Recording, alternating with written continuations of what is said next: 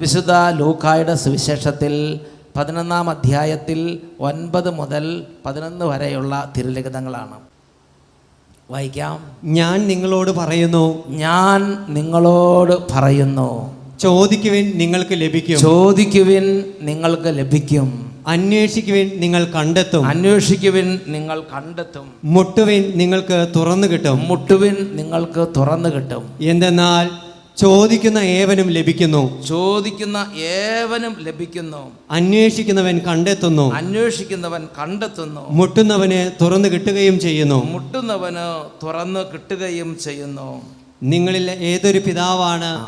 ഇനി 11 തൊട്ട് 11, 12 വാക്യങ്ങൾ, അത് നല്ലതാണ്. 12, 13, 11 തൊട്ട് 13 വരെ വാക്യങ്ങൾ, അതെല്ലാം പ്രധാനപ്പെട്ടതാണ്. നിങ്ങളിൽ ഏത് പിതാവാണ് മകൻ മീൻ ചോദിച്ചാൽ പകരം പാമ്പിനെ കൊടുക്കുക, പകരം പാമ്പിനെ കൊടുക്കുക, മുട്ട ചോദിച്ചാൽ പകരം തേളിനെ കൊടുക്കുക, പകരം തേളിനെ കൊടുക്കുക. മക്കൾക്ക് നല്ല ദാനങ്ങൾ നൽകാൻ ദുഷ്ടരായ നിങ്ങൾക്ക് ദുഷ്ടരെന്ന് ഞാൻ പറയുന്നില്ല, നിങ്ങൾക്ക് കഴിയുമെങ്കിൽ, നിങ്ങൾക്ക് കഴിയുമെങ്കിൽ സ്വർഗസ്ഥനായ പിതാവ് തന്നോട് ചോദിക്കുന്നവർക്ക് എത്ര അധികമായി പരിശുദ്ധാത്മാവിനെ നൽകുകയില്ല. Hallelujah, hallelujah. എൻ്റെ പ്രിയപ്പെട്ട സഹോദരങ്ങളെ,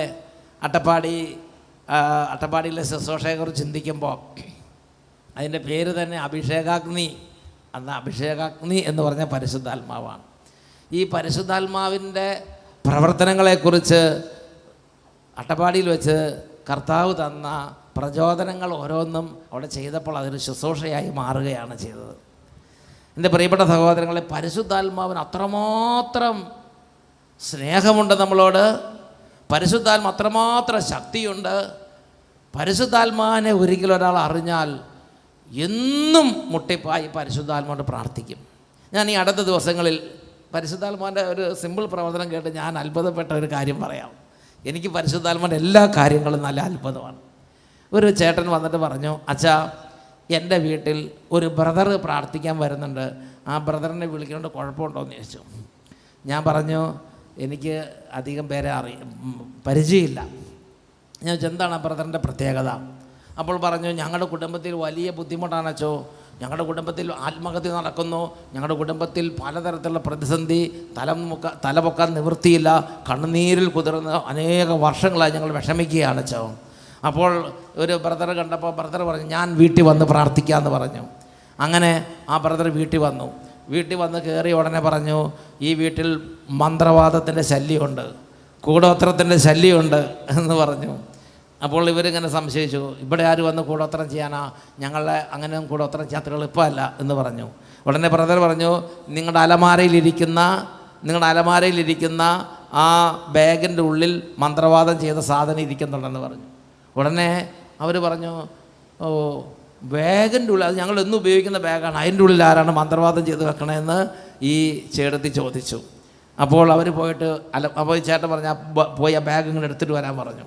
അപ്പോൾ ഇവർ പോയി, അവർ 2ാം നിലയിൽ നിന്ന് അലമാരയുടെ ഉള്ളിൽ നിന്ന്, അലമാരയുടെ 3ാമത്തെ കള്ളിൽ നിന്ന് ആ ബാഗ് എടുത്തിട്ട് വന്നു. അപ്പോൾ ഈ ബ്രദർ പറഞ്ഞു, ഈ ബാഗല്ല ഞാൻ പറഞ്ഞത്, ഞാൻ പറഞ്ഞു ഇതിൻ്റെ അടുത്തിരിക്കണേ ആ ചുവന്ന ബാഗുകൾ എടുത്തിട്ട് വരാൻ പറഞ്ഞു. അപ്പോൾ ആ ചേച്ചി ചോദിച്ചു, ഇത്ര ഒരടി ഉയരുള്ള ബാഗാണെന്ന് ചോദിച്ചു. അപ്പോൾ ഈ ബ്രദർ പറഞ്ഞു, അത് പാസ്പോർട്ട് ഇരിക്കണല്ലേ, അതവിടെ ഇരുന്നോട്ടെ, പാസ്പോർട്ട് ഇരിക്കുന്ന ബാഗ് അവിടെ ഇരുന്നോട്ടെ, അതിനിപ്പുറത്തിരിക്കണേ ആ ചെറുത് നീ എപ്പോഴും തൂക്കിയിട്ട് കൊണ്ടിരിക്കുന്ന ബാഗ് എടുത്തിട്ട് വരാൻ പറഞ്ഞു.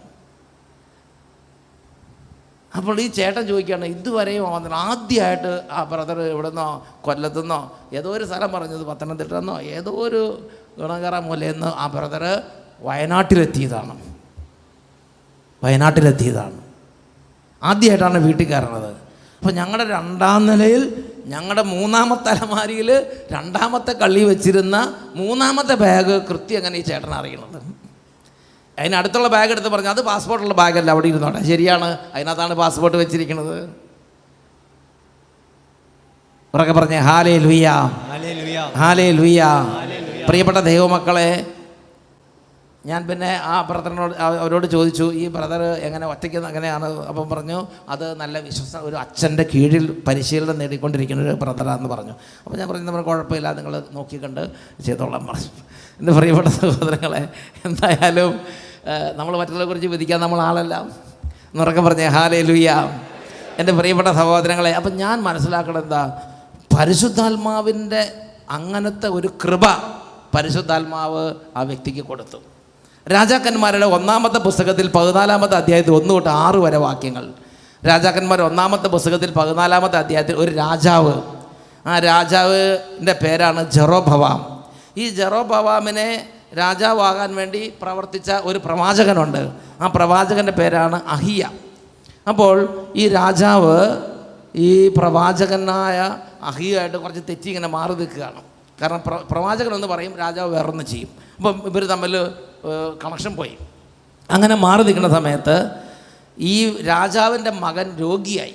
അപ്പോൾ രാജാവ് ഭാര്യയോട് പറഞ്ഞു, നീ ഒരു കാര്യം ചെയ്യണം, നീ ജെറോബോമിൻ്റെ ഭാര്യയാണെന്ന് തോന്നാത്ത വിധം നീ വേറെ വേഷം കെട്ടുക, നീ മേക്കപ്പ് ചെയ്യുക, എന്നിട്ട് മറ്റൊരാളായിട്ട് നീ വേഷം കെട്ടിയിട്ട് നീ ഇപ്പോൾ പ്രവാചകന് കണ്ണ് കാണിയല്ല, പ്രായമായി, കണ്ണും കാണിയല്ല, തലയെ നരച്ചു, കണ്ണും നരച്ചു, എല്ലാം നരച്ച്, പിന്നെ ഇപ്പം കാഴ്ചയും പോയി. അമ്മ കാഴ്ച പോയി, പ്രവാചകൻ അങ്ങനെ മുറിയിലിരിക്കുക, ഒരു കുടിലിനുള്ളിൽ മുറിയിലിരിക്കുകയാണ്. നീ ചെന്നിട്ട് വേറൊരാളോട് അഭിനയിച്ച് ചോദിക്കണം, എന്താ ഞങ്ങളുടെ ഭാവി എന്താണ്, ഞങ്ങളുടെ കുഞ്ഞിൻ്റെ കാര്യം എന്താണെന്ന് ചോദിച്ചു പോകണം. അപ്പോൾ പ്രവാചകൻ പറയും, നീ അത് വന്ന് എന്നോട് പറയുക, നീ ഒരു വേഷം കെട്ടി ഒന്ന് അഭിനയിച്ച് ഇന്നൊന്ന് ഒരു നാടകം നടത്താൻ പറഞ്ഞു. ഒന്നൊന്ന് ചെല്ലാൻ വായിച്ചു നോക്കിക്കേ. 1 രാജാക്കന്മാർ 14-ാം അധ്യായം 1 തൊട്ട് 6 വരെ വാക്യങ്ങൾ വായിക്കാം. അക്കാലത്ത് ജെറോബാമിൻ്റെ മകൻ അബിയ രോഗബാധിതനായി.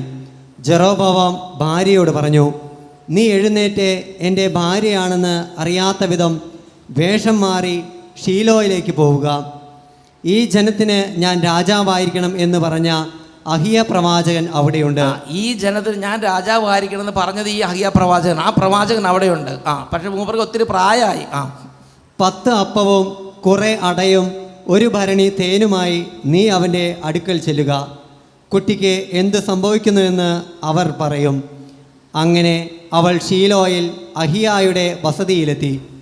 വാർദ്ധക്യ നിമിത്തം കണ്ണ് മങ്ങിയിരിക്കുന്നതിനാൽ അവന് കാണാൻ സാധിച്ചില്ല. ആളെ തിരിച്ചറിയില്ല, കാണാൻ അറിയില്ല, കാഴ്ചയില്ല. ജെറോബാമിൻ്റെ ഭാര്യ തൻ്റെ രോഗിയായ പുത്രനെക്കുറിച്ച് ചോദിക്കാൻ വരുന്നെന്നും അവളോട് എന്ത് പറയണമെന്നും കർത്താവ് അഹിയായെ അറിയിച്ചു. തലേ ദിവസം തന്നെ കർത്താവിൻ്റെ ആത്മാവ് പറഞ്ഞു, നാളെ ഒരാൾ വേഷം കെട്ടി വരും. ആ വേഷം കെട്ടി വരുന്ന ആളുടെ കയ്യിൽ കുറച്ച് അത്തടയും കുറച്ച് സാധനമൊക്കെ ഉണ്ടാവും. ആൾ ഇന്ന കക്ഷിയാണെന്ന് പരിശുദ്ധാത്മാവ് നേരത്തെ വന്ന് പറഞ്ഞു കൊടുക്കുക. വേറൊരുവളായി ഭാവിച്ചുകൊണ്ടാണ് അവൾ ചെന്നത്. വേറൊരുവളായി നാടകം കെട്ടിച്ചെന്നു. എന്നാൽ അവൾ വാതിൽ കടന്നപ്പോൾ കാൽ പെരുമാറ്റം കേട്ട് അഹിയ പറഞ്ഞു, ജെറോബാമിൻ്റെ ഭാര്യ അകത്ത് വരൂ. ഇതിങ്ങനെ വേറൊരാളായി നാടകം കെട്ടിച്ചെന്ന് അവിടെ നിൽക്കുന്ന സമയത്ത് കാൽപെരുമാറ്റം കേട്ട ഉടനെ ഉള്ളിലിരിക്കുന്ന ഈ പ്രവാചകൻ പറയാണ്, ജെറോബാമിൻ്റെ ഭാര്യ, വേഷം കെട്ടി വന്ന ജെറോബാമിൻ്റെ ഭാര്യ, നീ പേടിക്കാതെ ഉള്ളിലേക്ക് വാ. നീ വേറൊരുവളായി നടക്കുന്നത് എന്തിന്? നീ വേറൊരുവളായി ചമയുന്നത് എന്തിന്? നീ ഇങ്ങോട്ട് കയറി വരാൻ പറഞ്ഞു എന്നുറക്കെ പറഞ്ഞേ ഹല്ലേലൂയ. നോക്കിയ പരിശുദ്ധാത്മാവ്, ദൈവത്തിൻ്റെ ആത്മാവ് ഇറങ്ങി വന്ന് പ്രവർത്തിക്കുന്നത് കണ്ടോ? ദൈവത്തിൻ്റെ ആത്മാവ് ഇറങ്ങി വന്ന് വെളിപ്പെടുത്തുന്നത് കണ്ടോ? Praise the Lord, praise the Lord, praise the Lord, hallelujah, hallelujah. ഈ പരിശുദ്ധാത്മാവിനെ കുറിച്ചാണ് നമ്മൾ ചിന്തിക്കുന്നത്. എൻ്റെ പ്രിയപ്പെട്ട സഹോദരങ്ങളെ, പരിശുദ്ധാത്മാവിൻ്റെ ഒരുപാട് തരത്തിലുള്ള സഹായം കർത്താവ് നമുക്കായി ഒരുക്കിയിട്ടുണ്ട്. വിശുദ്ധ യോഹന്നാൻ്റെ സുവിശേഷത്തിൽ 14-ാം അധ്യായത്തിൽ 16-ാമത്തെ തിരുലിഖിതം, വിശുദ്ധ യോഹന്നാൻ്റെ സുവിശേഷം 14-ാം അധ്യായത്തിൽ 16-ാമത്തെ തിരുലിഖിതം, ഞാൻ പിതാവിനോട് അപേക്ഷിക്കുകയും എന്നേക്കും നിങ്ങളോടുകൂടെ ആയിരിക്കുന്നതിന് സഹായകനെ അവിടുന്ന് നിങ്ങൾക്ക് തരികയും ചെയ്യും. Praise the Lord. അപ്പോൾ ഈ ദൈവത്തിൻ്റെ പരിശുദ്ധാത്മാവ് നമുക്ക് ദൈവം നൽകിയിരിക്കുന്ന സഹായകനാണ്. യേശു നമുക്ക് വാഗ്ദാനം ചെയ്തിരിക്കുന്ന ആളാണ്. യേശു നമുക്ക് പറയാണ്, നമുക്ക് വേണ്ടി ഈശോ പിതാവിനോട് അപേക്ഷിക്കും. അതിനുശേഷം ഈശോയുടെ അപേക്ഷ പ്രകാരം പിതാവ് പരിശുദ്ധാത്മാവിനെ തരും. ഈ പരിശുദ്ധാത്മാവിൻ്റെ പ്രത്യേകതയാണ്, ഈ പരിശുദ്ധാത്മാവ് നമ്മളെ സഹായിക്കും. ഹല്ലേലൂയ.